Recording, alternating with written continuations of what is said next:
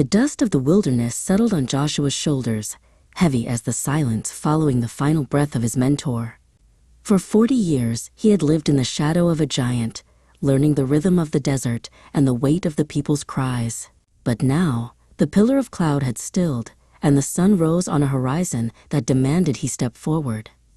The desert wind whispered of a promise long delayed, and as he stood at the edge of the sprawling camp, the responsibility of a nation pressed against his heart like a physical burden. Suddenly, the atmosphere shifted, thick with a presence that hummed like distant thunder. A voice, older than the stars and more certain than the earth, shattered the quiet of his doubt. "Moses, my servant is dead," the voice proclaimed. "Now, therefore, arise." It was not a suggestion. It was a divine summons. The words carried a weight that shook the ground beneath his sandals.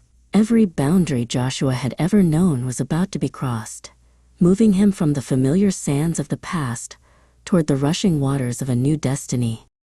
"Be strong and courageous," the voice repeated, echoing through the canyons of his soul. The command was anchored in a promise. Not a single foot of ground he stepped upon would be outside the reach of divine providence. The secret to this strength was not found in his sword or his strategy, but in the ancient scrolls of the law.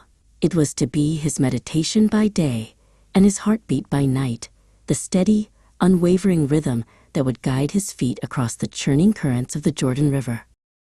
Joshua descended into the camp, the divine fire still burning in his eyes. He summoned Eris, a seasoned leader among the tribes, to prepare the people for the movement of a lifetime. 3 days, Joshua declared, his voice ringing with a new, undeniable authority that silenced the murmurs of the crowd. "In 3 days we cross. Sanctify yourselves, pack your provisions, and ready your hearts, for the land of our inheritance lies just beyond the flood, and we shall not wait a moment longer."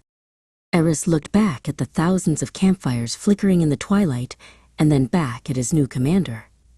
"All that you have commanded us, we will do," he promised, his voice steady and echoing the loyalty of the multitude. The transition was complete. The mourning for the past had been swallowed by the hope of the future. As the moon rose over the plains, the people stood united, no longer a band of wanderers, but a nation poised to claim a promise that had finally found its time.